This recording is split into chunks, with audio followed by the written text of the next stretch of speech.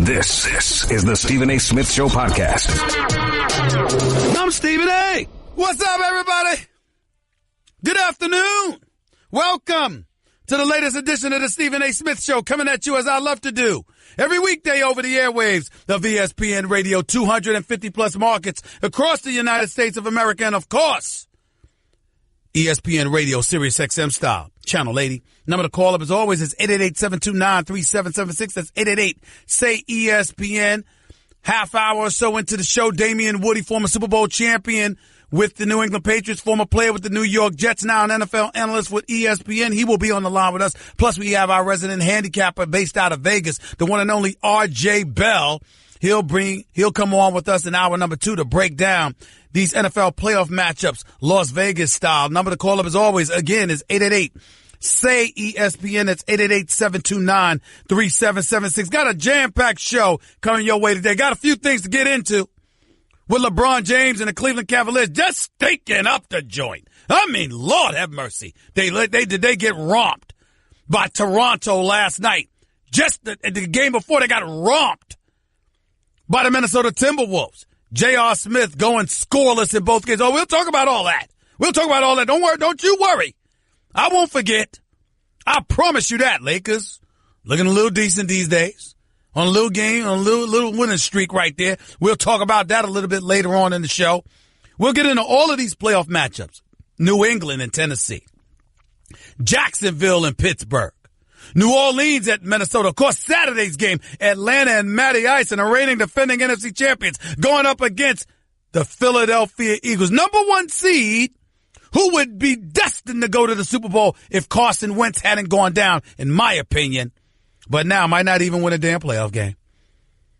Black Cat seems to be running around that franchise somewhere. All of that and more to talk about as the show progresses right here. Stephen A. Smith Show, ESPN Radio. First order of business to get into, however, is Le'Veon Bell. Le'Veon Bell, ladies and gentlemen, is arguably the best running back in all of football. Le'Veon Bell is an individual that has shown time and time and time again that he can produce, that he can get it done. This year had over 1,200 yards rushing, had over 650 yards receiving. That puts him at nearly 2,000 yards from scrimmage. When you look at the amount of times he rushes the football, which was 321, combined with the amount of times he's caught the football, which was about 85. This is a man that gets over 400 touches, or has had over 400 touches. He's franchise tagged for this season at about $12.1 million. And he went on the record yesterday to sit up there and say, guess what? Don't think about trying to franchise him again if you're the Pittsburgh Steelers. He doesn't want a 1-year deal for any amount of money. He wants a long-term deal. And he goes on to sit up there and say, I hope it doesn't come to that, but I would definitely consider it. When he was asked by ESPN whether or not he was prepared to sit out the season or even retire if the franchise tag was placed on them for a second consecutive year. He sit up there, and when asked what the Steelers should do this offseason, he said it simply, value me. Just get the numbers straight, exactly where we want them. I'm not going to settle for anything less. I know what I do, and I know what I bring to the table. I'm not going out there getting the ball 400 times, but I'm not getting what I feel I'm valued at. He then decided to go on waxing poetically about how it's not about the money, it's about the principle. It's not about the money, it's about the players of the future, the Ezekiel Elliott's of the world and others that he has to look out for. Oh, stop it. That's not the issue here. Of course it's about the money. Of course it's about the money. And damn it, it should be. I want to be the first to say, I believe Le'Veon Bell should get his money. I believe he deserves every penny. I think it's an absolute travesty that he hasn't been taken care of yet. He's clearly the most valuable player on the Steelers. There is no excuse on God's green earth why they couldn't take care of him. Now, in fairness to the Steelers, they'll make the argument that they did have a long-term deal for him on the table last offseason. And that long-term deal, which wasn't good enough for Le'Veon Bell, which made him sit out the preseason and training camp and all of that stuff because he refused to show until the season began. That same stuff that was happening when it concerned him. It was a long-term deal on the table where the Steelers revealed that it was $30 million in guaranteed dollars on the table for him first 2 seasons, which would have put him at $15 million. Le'Veon Bell clearly feels he's worth more. I got a simple question for everybody there. It's a couple of questions. Number one,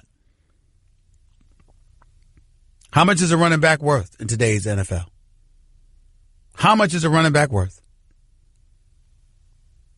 And number two, I sincerely hope you don't blame him for feeling the way that he feels, because Le'Veon Bell is absolutely right. You play in that running back spot, particularly in a position where everybody thinks you're done by the age of 30, and you got to defy the odds, the Frank Gores, the Adrian Petersons of the world before somebody is willing to modify their positions. I definitely think Le'Veon Bell has a point, no doubt.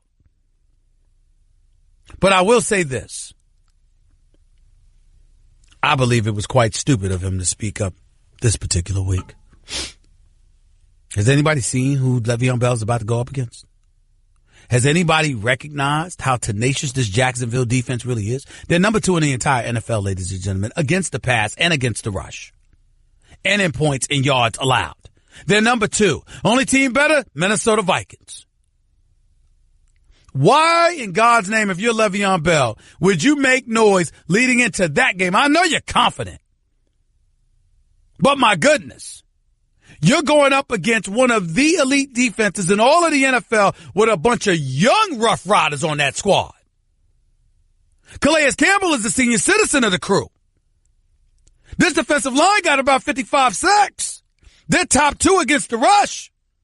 Their secondary with Ramsey in the crew is no joke. They even got a former Dallas Cowboy there named Barry Church, and he's not even contaminating them because of his pedigree with the Cowboys. He hasn't even had a contaminating effect. Why in God's name would you pick this week, if you're Le'Veon Bell, to open your mouth? I'm just asking. 888-729-3776. That's 888-SAY-ESPN. That's the number to call up. That's what I'm wondering about. That's what has me a bit flummoxed. A bit perplexed, because obviously I'm a Steelers fan. I'm rooting for them. But do I fear the Jacksonville Jaguars a little bit? Defensively, hell yes, I do. I saw what they did to the Steelers this October 8th.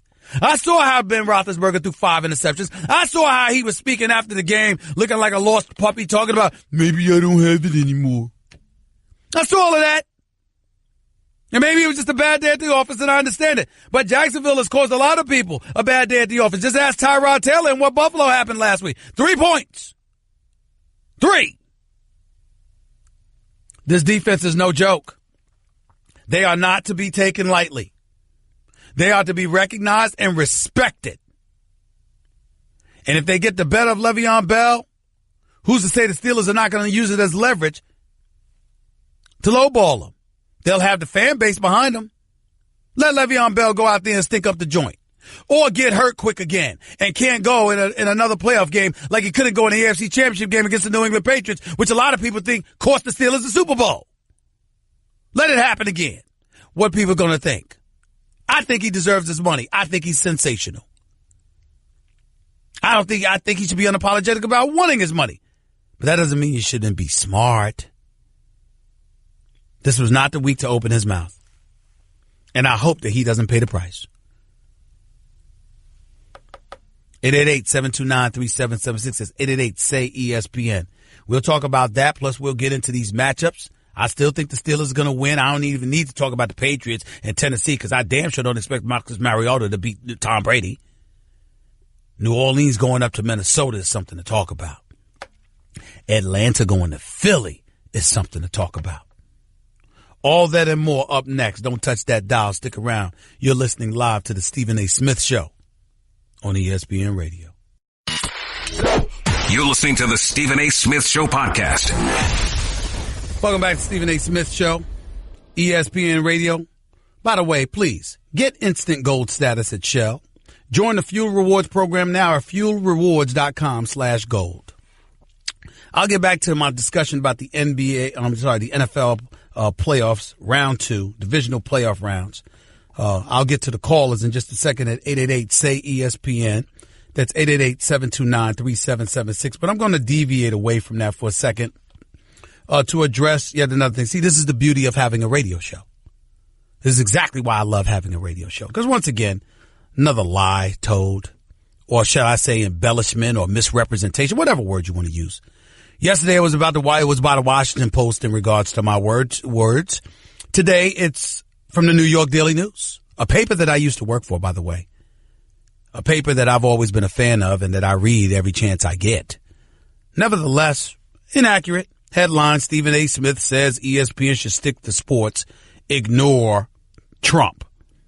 That's what they're trying to say, that I said, peeling from my interview with Sporting News, where they did a Q&A with myself and Max Kellerman. I never said that. They parsed my words, they parsed my quotes, whatever the case may be. I said there's something different. And by the way, I never commented about my colleague and friend, Jemele Hill. They introduced the question talking about her and Trump. Then they parlayed that into asking about me and why don't I find myself in those kind of situations, whatever they may be. We talked about trolls on Twitter. We talked about people trying to bait you. And we also mentioned the fact that, hey, I did say what I said as it pertains to the president himself. Do I believe the president has been a bit juvenile in his behavior? Yes, he has. Having said that, it's one thing to attack what he does. It's an entirely different matter to attack him. When you attack him, then we are stepping out of our lane. We are a sports network. We have an obligation to wake up every day with the mindset that we not only speak for ourselves, but we speak on behalf of the brand. It's not a brand that we own. It's a brand that employs us. It has entrusted us to represent it just as much as we care about representing ourselves. So with that in mind, we have to be cognizant of all of those things, meaning be cognizant. Cognizant to the point where you pay attention. Cognizant to the point where somebody can't accuse you of ignoring your journalistic responsibilities because of personal feelings. And by virtue of that, you focus on what somebody does as opposed to who they are. Who the hell am I to say stick to sports and never talk about anything else? Sports is a microcosm of society. But because it's a microcosm of society, when you venture beyond the world of sports to talk about things that resonate in communities throughout the United States of America, you're going to find yourself venturing away from sports. But it's one thing to talk about those things, and it's another thing to talk about a person. That is what I said. And by the way, I've said it for years. And why the hell would I tell somebody to stick to sports and never talk about politics when I've been on all the damn networks? I've been on Fox News. I've been on CNN. I've been on MSNBC. I've been on ABC. I've been on NBC. I've been on CBS. I've been all over the place. I've been on Joe Madison's show that I listen to every morning, Sirius XM, Urban View, Channel 126. Don't miss it. He's the man. Karen Hunter, a former Pulitzer Prize winner who I worked with at the New York Daily News, has her own show on the same channel from 3 to 6 every day. She and I have been friends for 25 years plus. I'm friends. I know Sean Hannity. The great one, Mark Levin, I listen to them too. You think I never talked about politics before? Saying that I said, stick to sports, don't talk about politics. When I've done it on numerous occasions throughout my career. Lies, ladies and gentlemen. That is not what I said. But when people want to get at you, they misrepresent your words. I normally don't choose to come to my own defense a lot of times, because people lie about me all the time. But in this particular instance, I wanted to because I think that you're seeing a concerted effort by newspapers and other publications or whatever the case may be, trying to paint a picture of me against one of my colleagues. I would never do that, especially publicly. If I had something to say to Jemele Hill, I'd say it to her face. You damn sure wouldn't know about it. But it's a lie. I've never once addressed Jemele Hill and whatever she's had to say about Trump, and I'll never will to you all. It never has happened. And I won't do it now. Period. More lies, ladies and gentlemen. They keep getting me started. I'm going to sound like Donald Trump, start calling everybody fake news. 888-SAY-ESPN. That's 888-729-3776. Enough of that. Let's get back to some sports. Let's go to Danny in L.A. You're live with Stephen A. Talk to me. Hey, Stephen A., how are you? Happy New Year. Congratulations on the new show. Thank you. Appreciate it. Go ahead. Okay, real quickly, this Le'Veon Bell stuff, I mean, how stupid can you be to come out with it this week? To reiterate what you were saying, how come this agent's not controlling this guy, telling him to keep his mouth shut? You and I both know running backs come and go, and that window is closing for him. This is the beginning of the end. Whoa. I was with you until you said that last comment, the window's closing for him. What evidence do you have that the window's closing? Well, just based off of the history, you see that basically most of the running backs have a 4 to 6 year gap as far as being productive. When you hit that closer to 29, 28, and 30, then obviously the production. But he's 25. What I'm saying, but he's 25, and what he's trying to do is avoid the 1 year franchise tag and get a 4 to 5 year deal for an exorbitant amount of dollars. As far as I'm concerned, you just made his case for him. yeah, but Stephen A., I may have made that case for him if he's only 25, but how selfish can you be? Who wants that in the locker room? And he's been causing problems since he was smoking blunts with Blunt a few years ago. Time out. See, that bothers me right there. I almost want to hang up on you, but I'm not going to do that. You didn't have to go there.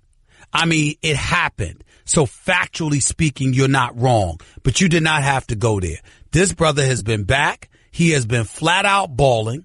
There are stipulations in a contract that addresses behavioral issues in the event that you transgress. It could cost you dollars. There was no reason for you to bring something like that up. That's a low ball tactic on your part. The bottom line is, do you think he deserves the money? We both agreed he should shut the hell up and he never should have said anything. But you don't have to go to that point to knock the man down for saying what you and I both know is factually correct, which is that he deserves his money based on his level of production. You know that.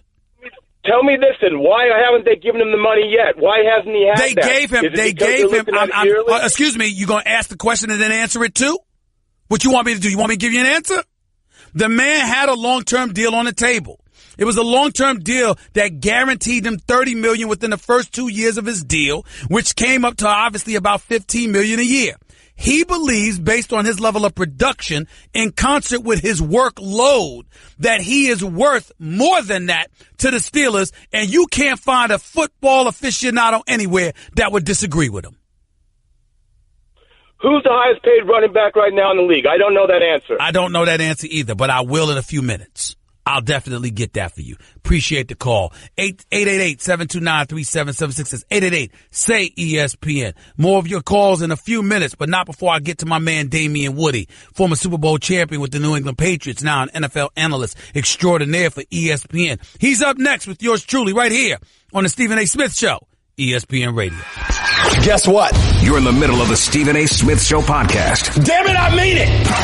Welcome back to the Stephen A. Smith Show right here on ESPN Radio. As always, my honor and privilege to have my next guest on the line, NFL analyst extraordinaire, Super Bowl champion, formerly with the New England Patriots, obviously working for ESPN. He's always great on radio. On television, sometimes he does not wear a tie, and I will not tolerate that. I am the big boy, not him, but here he's the big boy right now. The one and only Damien Woody is on the line with us right now. What's up, big boy? How you doing, man?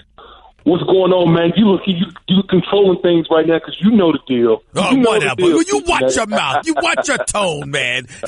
Listen, man. Listen, I'm excited about all of these games that are coming up. But before I get into the games themselves, what were your thoughts about Le'Veon Bell picking yesterday to speak out about his contract situation, knowing the Jacksonville Jaguars, the number 2 defense in the entire NFL, is what he's got to go up against this weekend? Well, obviously it was bad timing. You never bring business into, a situation where, you're still in the season. There's a time for business. There's a time to talk contract. But right now, he picked the worst time to kind of interject that whole situation with the playoff game, the divisional playoff game against the Jacksonville Jaguars. He's kind of want to have his hands full enough with the Jaguars, but now you're being attacked on 2 fronts with the contract situation. Do you think that, picking this time to talk, like for me, if he then goes out there and he wets the bed and doesn't perform well, I don't think it would be fair. I don't think it should happen, but I think it'll be utilized as a negotiating ploy against them in the offseason. That's what I'm thinking. What about you? Oh, absolutely, absolutely. You go out there and wet the bed against the Jacksonville Jaguars in the divisional round. Obviously, that's going to be a lightning rod from not only management but fans alike. So again, like you said, he just picked a terrible time to be talking about contracts when you're trying to advance in the playoffs here. We're talking to Damien Woody with Stephen A. right here on the Stephen A. Smith Show, ESPN Radio. Let's get into, before I get into something else, in terms of the games on the field, your thoughts about all the noise about the New England Patriots over the past week, the rift between Kraft and Brady and Bill Belichick. What were your thoughts about all of that as a person that won a championship with the Patriots? Well, listen, I'll say this. Our colleague Seth Wickersham does great work. There's no question about it. We know that the article is well written, well sourced, all those type of things. But here's what I would say, Stephen A. There's no organization in the National Football League that knows how to ignore the noise better than the New England Patriots. We've seen it before with Spygate, with Deflategate. All these different things come about, and you know what the Patriots keep doing? They just win. They win because you know why? They have one singular voice in Bill Belichick that knows how to get his guys focused on what's really important, and that's going out there and winning football games. And I don't anticipate anything different happening this time around either. Damien, when you won a championship with the New England Patriots, Tom Brady was your quarterback, Bill Belichick was your coach, Robert Kraft was your owner. Do you believe that Bill Belichick will be the coach of the New England Patriots next year like he said he would? Absolutely. Absolutely. I wholeheartedly feel that whole trio will be back next year. Listen, I've always said, where there's smoke, there's fire. There's no question about that. You're talking about three men who are alphas that in that organization. And when you get alphas together, there's going to be some things that are unsettling. There's going to be some things that's done or said. But I think when the smoke clears and when everything settles, you'll see you'll see Bill Belichick, Tom Brady back in the mix in 2000, moving forward to next season.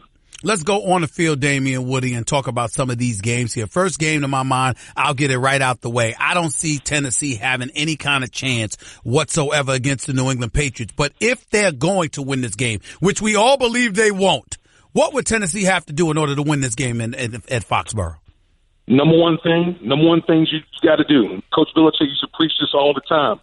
More teams find ways to lose games than win them. So if you're Tennessee, you cannot turn the ball over because the Patriots will pounce all over, and that will be the end of the game.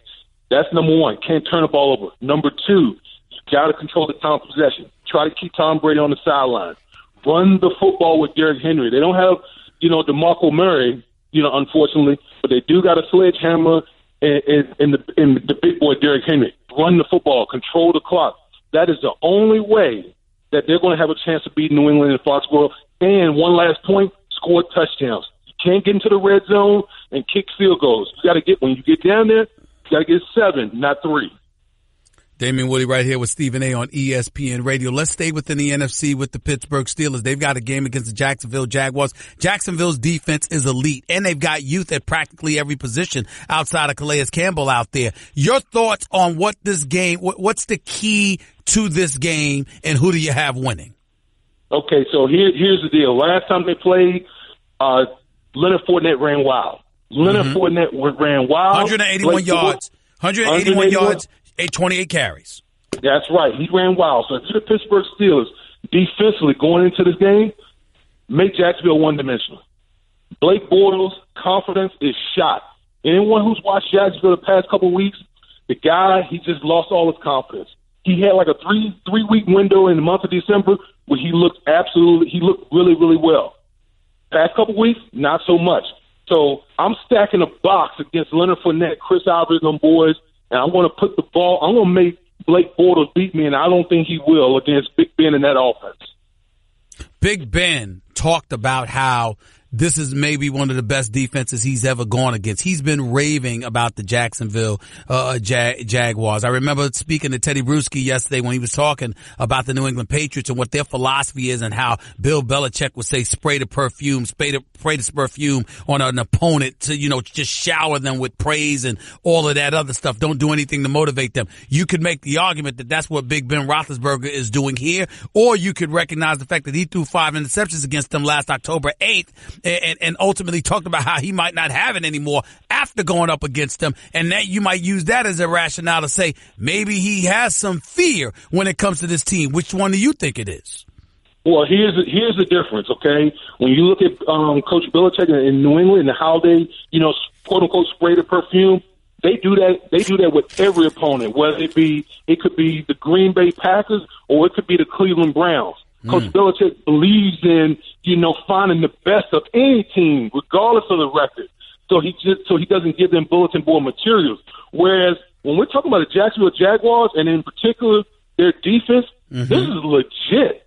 This is, in my opinion, the best defense in the National Football League. They are elite on every level of that defense. They have speed. They have pass rushers galore that can get after the quarterback. And if the Pittsburgh Steelers don't stay ahead of the chains, and what I mean by that, they need to keep things in 3rd and 3, 3rd and 4. You get to 3rd and 8, 9, 10 plus, that's where the Jaguars excel because they got pass rushers. They've got 55 sacks this year. 55 sacks. Lord have mercy. Big Ben Roethlisberger, good luck on the kind of day you're hoping to have. I can tell you that. Let's transition to the NFC real quick. New Orleans is going to Minnesota. What do you make of this one? Well, man, this is going to be this is the best game this is the best game in my opinion. You're talking about Case Keenum. What a story you got in Case Keenum, who to me is like a dark horse type MVP. The way that Pat Sherman, the Minnesota Vikings offensive coordinator, has handled Case Keenum in that offense. So you got an elite Minnesota defense going up against that Drew Brees-led New Orleans offensive attack. Something's got to give here, Stephen A. One of the things got to give. And usually in the playoffs, a great defense will beat a great offense. So I think that's the matchup to watch in this game. Last game of the weekend. I mean, listen, you got Atlanta going up against Philadelphia, even though that game is before New Orleans, Minnesota, because you've got Atlanta going up against Philadelphia Saturday. They have Nick Foles, but as far as I'm concerned, that's what should give Atlanta the edge. Everybody's talking about Nick Foles having to perform against Atlanta's defense. What about Matt Ryan having to perform against the Eagles defense? I think Matt Ryan should have the edge here, but what are your thoughts? Well, listen, the Philadelphia Eagles defense, they're no slouch. They got some dogs up front that can get after the quarterback. Fletcher Cox and those boys, Brandon Graham, those boys can get after the passer. So Matt Ryan took a step backward this year, compared to last year. Their points per game is over 10 points less this year as opposed to last year. But I think if you're the Atlanta Falcons going against the Philadelphia Eagles defense, you got to rely on your two-headed monster in the backfield with Coleman and Devontae Freeman. Those two got to ride those guys because that's going to be the key in this game. Because if you got Matt Ryan dropping back a whole bunch of times, that front of the Philadelphia Eagles will be able to get after Matt Ryan. So bottom line is this. You've got who winning in the NFC, Philly or Atlanta? So I got Atlanta going on the road and getting the win in Philadelphia. You got New Orleans or Minnesota? Man, what's the hesitation? What's the hesitation, big boy? Don't try to get on me too quick, man. I am going to get on you. Don't try to get on me too quick. I'm going to go with the New Orleans Saints with the road win in Minnesota. Okay, all right, I like that. So I got both road teams getting the win this week. New England's an easy choice over Tennessee. We know where you're going to go with that. Pittsburgh, Jacksonville. Who you got? I'm going Pittsburgh. Blake Bortles is in the tank. I don't see the Jacksonville Jaguars rushing for that many yards against Pittsburgh again. They're going to put the ball in Blake Bortles' hands, and I don't think he gets it done against the Pittsburgh Steelers. There's hope for you after all. You actually agree with me. That shows me that you are learning. You are listening, and you are learning. And I'm very, very proud of you. I'm schooling you, Steve. I'm schooling you. You're learning. Like I do every time on First Take. I'm schooling you. Oh, whatever. Good. Have a good weekend, Damien Woody. Have a good weekend. All right, man. Enjoy the game, right, big baby. boy. No doubt. You all too. Right now. Damien Woody, NFL analyst extraordinaire for ESPN, right here with Stephen A. on ESPN Radio. 888-729-3776. That's 888. Say ESPN. By the way, I should have told you before we started talking that it was time for Straight Talk, brought to you by Straight Talk Wireless. Best phones, best networks, no contracts. But instead, I'll end it this way by saying Straight Talk Wireless. Nationwide coverage on America's largest and most dependable 4G LTE networks. You are listening live to the Stephen A. Smith Show, talking NFL playoffs right here on ESPN Radio. Guess what? You're in the middle of the Stephen A. Smith Show podcast. Damn it, I mean it! ESPN Radio is presented by Progressive Insurance. Drivers who switch to Progressive can save an average of $620. Thanks again, Damien Woody, NFL analyst for ESPN, for coming on the show with us just a few minutes ago to talk about these playoffs. Number to call up as always is 888-729-3776. That's 888-SAY-ESPN. To answer the previous caller's questions from a few minutes ago, as it pertained to Le'Veon Bell and running backs, 2017 running back guaranteed salary rankings. Because he's a rookie, Leonard Fournette is number one because he's guaranteed $27.1 million. Ezekiel Elliott at $24.5 million, 98% of his salary is guaranteed. Devontae Freeman of Atlanta is at $17.2. Only 41% of his dollars, or 53.45% of his salary is guaranteed, by the way. LaShawn McCoy is at $18.2 million. About 45% of his salary was guaranteed, and Christian McCaffrey was at $17.2 million. Those are just the guaranteed salary rankings. But in terms of running back average salary rankings, Le'Veon Bell is at number one at 12.1. Devontae Freeman's getting 8.2 this year. He's for the Atlanta Falcons. He's at number 2. LaShawn's at number 3, LaShawn McCoy, at $8 million. He's tied with Jonathan Stewart as well. And fifth on the list is Doug Martin of the Tampa Bay Buccaneers at $7.15 million. So those are your top 5 paid running backs in the NFL as we speak. Le'Veon Bell, Devontae Freeman, LaShawn McCoy, Jonathan Stewart, and, of course, Doug Martin. 888-SAY-ESPN. It's 888-729-3776. Mike in Florida, you're live with Stephen A. Talk to me. Yeah, how you doing, Stephen A? How are you? Love your show, man. Hey, man, I'm a diehard Steelers fan. I was born in Pittsburgh. And, look, Le'Veon Bell, we don't know what he is. But it just seems like the focus shouldn't be on nothing but the Jaguars, not the Patriots, not the contracts. I agree. Jaguars. I agree. So, I agree. So, every year we get to this point, and what happens? We fall out. We fall out with New England. Something always seems to come up. The focus should be, let's play ball and let the rest take care of itself. And listen, you might want to focus on New England too, because listen, you don't need to focus on New England. You got to focus on the Jaguars. But in the event that the Steelers get past the Jaguars, I'm here to tell you, New England will be waiting. They're efficient in the red zone. You've got the situation with them in Tennessee. Tennessee has been tremendous defensively against the deep pass. But New England is so efficient in the red zone that you got to listen. This is why they're going to be the favorites to get back to the Super Bowl, because they produce when it counts. 34.26% of their 133 red zone attempts have ended successfully with a touchdown. That's the league's third highest success rate. So that's something to keep in mind. Jacksonville obviously doesn't pose that kind of problem for the Pittsburgh Steelers. Right, and the Patriots, they've been that's been our Achilles heel for the last 3 years. They've put us out. We play good ball all year, and then we get to the Patriots, and they make us look pedestrian. It's ridiculous. And I love my Steelers, probably more than anybody, but we got to focus on one thing: Jacksonville, then New England, and then Super Bowl. And that's what it should be about. I love Le'Veon. Play ball. We know what you can do. You're going to get your money. Antonio Brown got his money. I was proud of him. He didn't hold out. He come to training camp, and what happened? Before the season started, they made him the highest paid receiver. So that's kind of how the Steelers work. They don't like all the holding out type of stuff.